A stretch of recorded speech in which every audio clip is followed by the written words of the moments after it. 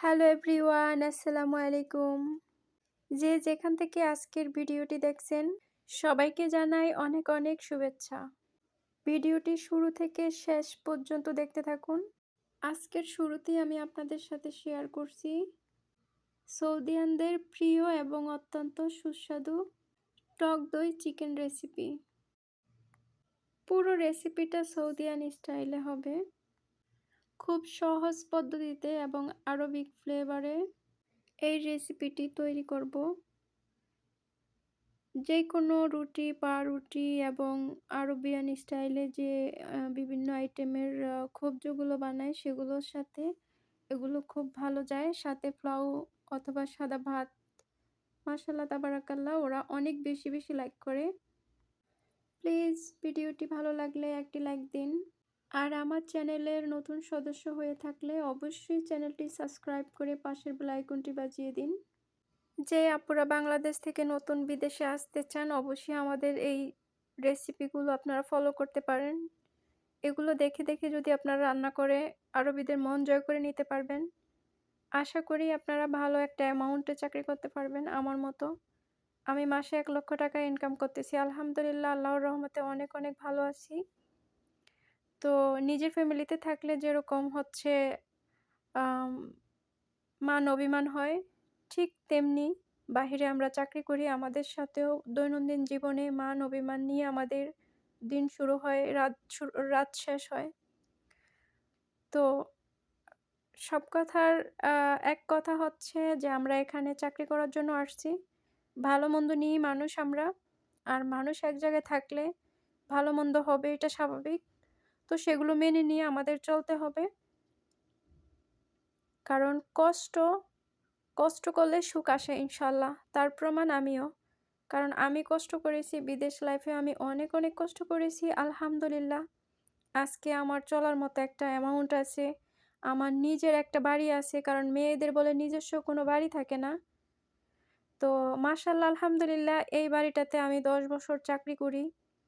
কিন্তু এই বাড়িটাতে আমি চাকরি কইরা আমি আমার লাইফটাকে খুব সুন্দর করে গুছিয়ে নিয়েছি। আমার নিজস্ব একটা বাড়ি আছে। একটা বিল্ডিংয়ের মালিক আমি। তো আশা করি যেসব আপুরা বাংলাদেশ থেকে বিদেশে আসতে চান, নিজেরা নিজেদের পরিবারের পাশে দাঁড়াতে চান, অনেক আপুরা আছে তার স্বামীর সংসার থেকে স্বামীকে হেল্প করার জন্য আসতে চায়, সন্তানদেরকে ভালো রাখার জন্য আসতে চায়। তাদের উদ্দেশ্যে একটা কথাই বলব, আসুন বিদেশে। বিদেশ খারাপ নয়, বিদেশ ভালো। যেমন আমাদের বাংলাদেশ খারাপ নয়, বাংলাদেশ ভালোও আছে, খারাপও আছে, তেমনি বিদেশও খারাপ ভালো দুটো মিলেই হচ্ছে প্রত্যেকটা জায়গায় চলাফেরা করতে হয়। আপনি যদি ভালো থাকেন, আপনাকে ভালোই রাখবে। আপনি যদি ভালো না থাকেন, আপনাকে কক্ষনো রাখবে না। আর বিদেশ এমন একটা পরিবেশ যে এখানে আপনি বাংলাদেশে যেরকম হচ্ছে মন খুলে চলতে পারেন না, বাট আপনি বিদেশে খুব ভালোভাবে ইজিলি ভাবে আপনি চলাফেরা করতে পারবেন। আপনাকে কেউ কিচ্ছু বলবে না। সুতরাং আপনি নিজের সম্মানটুকু যদি হচ্ছে নিজের কাছে সেফ রাখেন, তাহলে আলহামদুলিল্লাহ আপনি সব জায়গায় ভালো থাকতে পারবেন। সব জায়গায় ভালো থাকতে পারবেন। তো আমি যেভাবে রান্নাগুলো করি অবশ্যই আপনারা রান্নাগুলো ফলো করতে পারেন। এরকম নতুন নতুন ভিডিও আপনারা হচ্ছে YouTube চ্যানেলে সার্চ করতে পারেন। প্রবাসীদের রান্নার যে ভিডিওগুলো বিশেষ করে সেগুলো আপনারা সার্চ করে বের করে নিয়ে আপনারা হচ্ছে সেই ভিডিওগুলো দেখতে পারেন। অনেক আপুরা বাংলাদেশে চলে যায়। বলে অনেক কষ্ট, খাবার দেয় না, তাদেরকে অনেক কষ্ট দেয়। হ্যাঁ, বিদেশ এটা প্রত্যেকটা মানুষের সাথে কম বেশি হয়। কারণ এইটা না করলে কখনো বিদেশ আপনি চাকরি করতে পারবেন না। তো আপনাকে সেগুলো মেইনটেইন করতে হবে। সেই সময়টুকু আপনাকে ফেস করতে হবে। এখানে খাবার কেউ কাউকে হাতে তুইলা খাইয়ে দেয় না। আপনি বাংলাদেশে চাকরি করতে যান, একটা গার্মেন্টস ফ্যাক্টরিতে যদি একজন কর্মী চাকরি করে, সেখানে কখনো এ তাকে হচ্ছে মানে ওয়ার্কাররা হচ্ছে ফ্লোরের ভিতরে বসে খাবার খাইতে পারে না। দিবে না। কোনো সুপারভাইজার, কোনো এফিএম, কোনো পিএম কক্ষনো দিবে না। তো সেই ক্ষেত্রে অনেক আপুরা আছে টেবিলের নিচে, বক্সের নিচে খাবার রেখে তাদের ক্ষুধার্ত মিটিয়ে নেয়। তো সেম একইভাবে আপনি বিদেশে আসতে পারেন। বিদেশে আপনার মতো করে আপনি খাবার রাখতে পারেন, আপনার মতো করে আপনি খাবার খাইতে পারেন।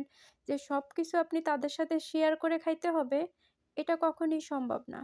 কারণ বিদেশে যতগুলো প্রবাসী আপুরা আছে প্রত্যেকটা আপুই জানে যে তারা খাবার যখন খায় কোনো মানে যে যেই রাষ্ট্রেই থাকুক না কেন, কেউ কখনো সেটা পছন্দ করে না।